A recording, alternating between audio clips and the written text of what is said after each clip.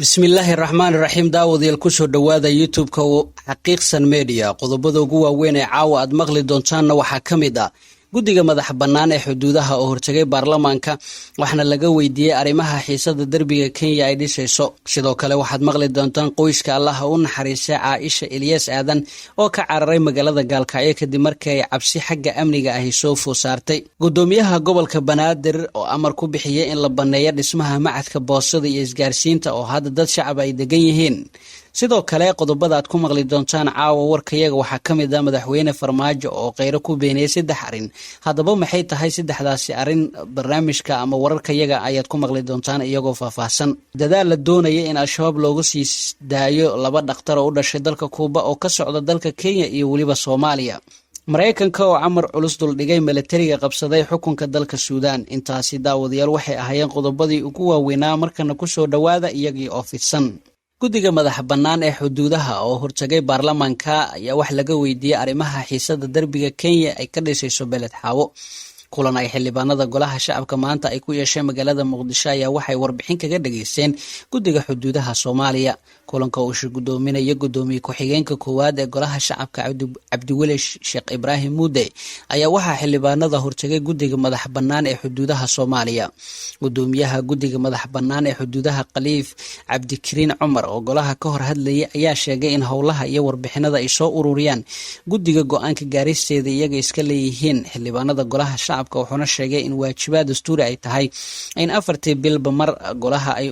u keenaan warbixin ku aadan waxqabadkooda iyo weliba sida ay u shaqeeyaan qaar ka mid ah xildhibaanada golaha shacabka ayaa ka hadlay arrimaha xuduudaha iyagoo su'aalo iyo aragtiyo kala duwan u soo jeediyey guddiga madax bannaan ee xuduudaha arrimaha xiisaha leh waxa lagu soo hadal qaaday kulanka waxaa ka mid ah arrinta derbiga Kenya ay ka dhisayso xadka ay Soomaaliya kala wadaagto gobolka Gedo iyo weliba dhibaatada ay ku hayso shacabka Beled Xaawo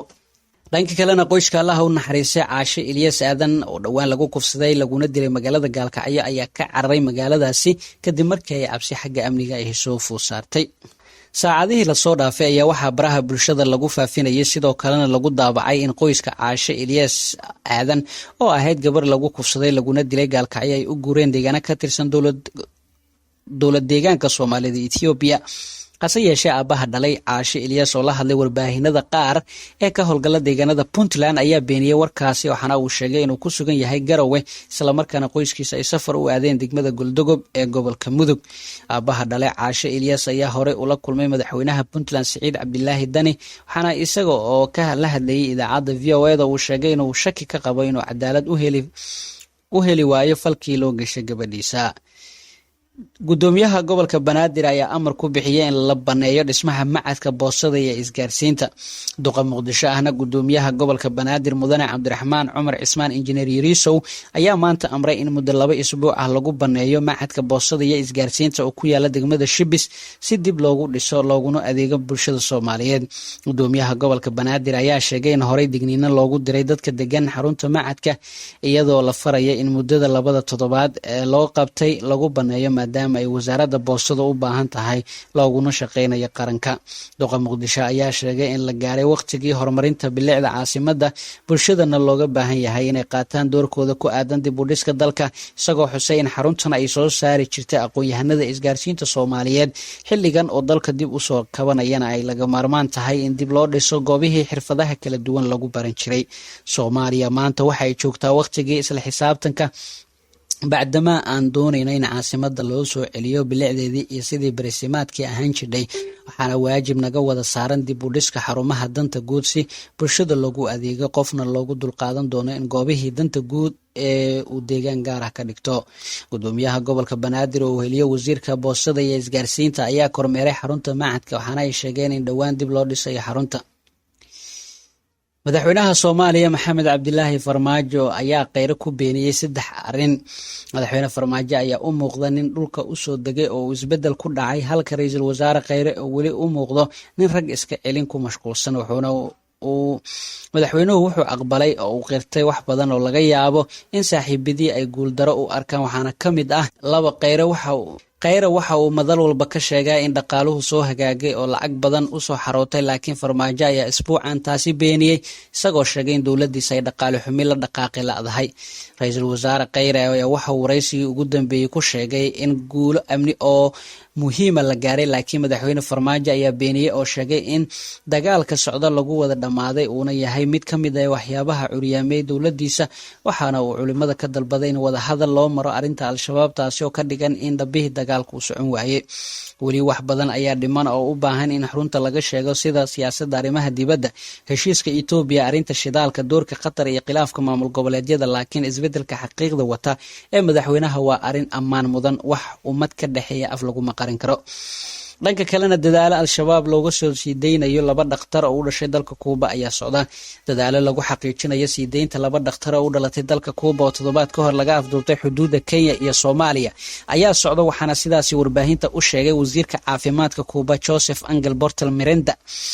aroornimadii saaka waxaan qadka taleefanka kula hadlay wasiirka caafimaadka Kenya, wuxuuna igu wargeliyey in dowladiisa dadaal iyo ficilba u qaadayso sidii loogu guuleysan lahaa in si nabadgelyo ah loogu sii daayo gacanta afduubayaashii dhaqaatiirta Kuubaanka, ayuu yiri Masar Portal. Asal Hareera iyo Lander Rodriguez ayaa kusii jeeday isbitaal ku yaala magaalada Mandera markii ay kooxo hubeysan intay weerar gaadmo ay ku soo qaadeen afduubteen, waxaana kooxaha afduubka looga shakisan yahay al-shabaab. bishii Abriil ayaa la afduubtay, waxaana kooxaha hubeysan joogteen darawalkii dhaqaatiirta ka hor inta aysan afduuban 2 dhakhtar.